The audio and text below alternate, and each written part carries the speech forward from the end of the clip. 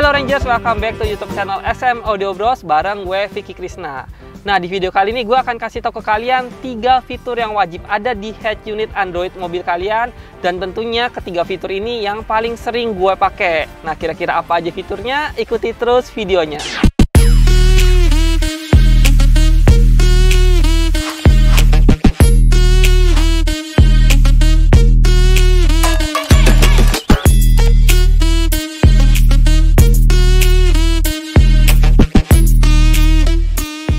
Oke Ranger, sebelum gue kasih tahu ke kalian fitur apa aja yang paling sering gue pakai di head unit Android gue pengen kasih tahu dulu nih ke kalian kalau gue lagi pakai head unit Android dari brand Tokyo dengan tipe Tokyo Highlight yang RAM-nya 6GB dan memori internal 128GB. Nah, gue kebetulan udah pakai head unit ini kurang lebih hampir 2 tahun ya, setahun lebih. Dan gue overall suka dan nyaman dengan menggunakan head unit ini. Alasannya karena pertama, head unit ini sudah memiliki fitur kamera 360. Nih, kalian bisa lihat nih. Terus yang kedua, RAM-nya itu 6GB, otomatis nggak lemot sama sekali head unit ini. Dan selanjutnya, internal memori 128GB, bikin gue bisa nyimpan banyak video di sini, terutama stok video buat nanti anak gue nonton di dalam mobil. Nah, langsung aja nih, gue akan kasih tahu ke kalian 3 fitur head unit yang paling sering gue gunakan di head unit Android ini.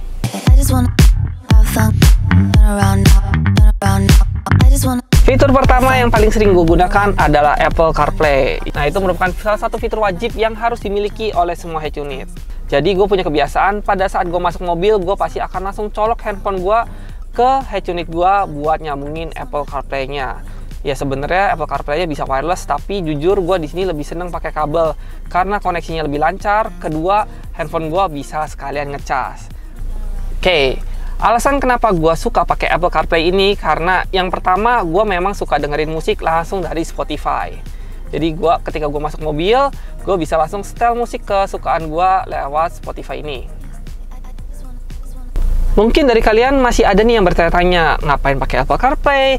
Secara di head unit sendiri emang udah ada aplikasi Spotify bawaan. Tapi kalau menurut gue ya, gue di sini paling males kalau gue harus tethering wifi-nya dulu lah, dan juga harus login dulu. Nah, di situ gue males banget tuh. Jadi ketika gue colok handphone gue dan koneksiin ke Apple CarPlay, otomatis semuanya nggak usah gue lakuin lagi dan semuanya bisa langsung berjalan secara normal. Nah Ranger, selain itu juga di fitur Apple CarPlay ini kita bisa gunakan Maps tanpa harus login lagi nih.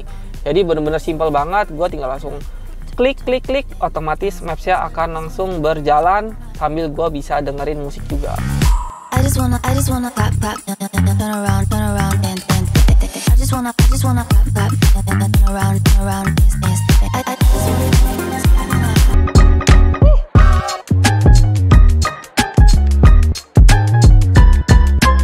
Dan yang kedua, fitur yang paling sering gue gunakan adalah fitur multimedia di head unit ini. Salah satunya adalah fitur Netflix. Dan yang paling penting dan gak kalah penting adalah aplikasi YouTube. Nah, ini penting banget nih.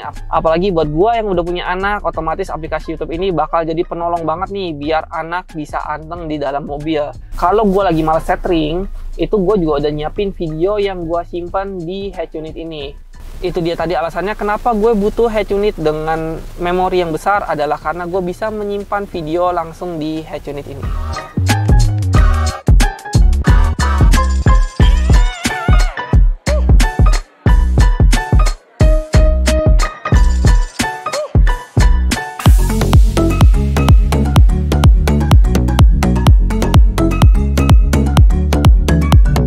Dan terakhir, fitur yang paling sering gue pakai dan menurut gue ini paling penting dan berfaedah banget, yaitu kamera 360. Dan ini juga merupakan salah satu alasan gue kenapa gue milih head unit Tokyo ini, karena nggak semua head unit Android itu support kamera 360, tapi head unit Tokyo ini sudah bisa support kamera 360. Nah, kalian bisa lihat nih, 360 itu bener-bener sekelilingnya itu presisi banget. Selain itu juga bisa ngebantu gue pada saat gue parkir di gang-gang sempit ataupun kondisi yang mobil mepet-mepet. Nah, gue bisa mengandalkan si kamera 360 ini untuk bisa memandu gue untuk bisa parkir dengan benar.